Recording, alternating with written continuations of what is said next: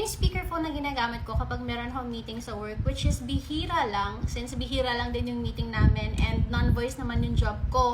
So, lately ito, ginagamit ito ng husband ko kapag nagla-live siya sa TikTok. Naalala ko, Type-C nga pala to, so I wanna try it sa mismong phone and see kung ano yung actual na naririnig nung kausap ko kapag naka-meeting. So, tingnan natin. As you can see guys, humahangin yung buhok ko because nakatapat ako sa electric fan. So, saksak ko lang siya guys. Oh, gumagana rin talaga siya sa phone. And let's see.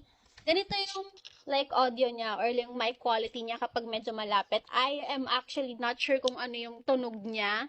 Speakerphone is for you kung ayaw mo yung merong headset. Yung ayaw mo yung mainit na feeling kapag merong suot-suot na headset. Siyempre, di ba kapag naka-meeting ka naman, hindi mo siya gagamitin ng ganyan. So, try ko ibaba kung gaano kalakas yung kanyang mic quality. So, ayan, nakababa na siya guys. Not sure kung malakas ba siya right now. Pakinggan ko lang.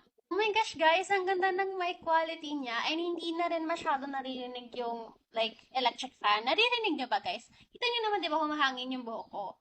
Pero nung pinakinggan ko kasi wala akong naririnig na background noise na fan. So ito lang yan siya guys. This is from eMeet. I-check nyo na lang din yung yellow basket if gusto nyo mag-check out. Ang downside lang dito guys, hindi siya wireless. So, kailangan talaga nakasaksak siya pag gagamitin. Pero meron din silang version na wireless or like via Bluetooth ata yung connection nun. Pero kasi, ano siya, mas pricey ata siya. Now I know kung bakit yung husband ko gustong-gusto tong gamitin sa live niya. Kasi nga naman, hindi nyo na kailangan magsuot ng headset pero naririnig siya ng mga viewers niya.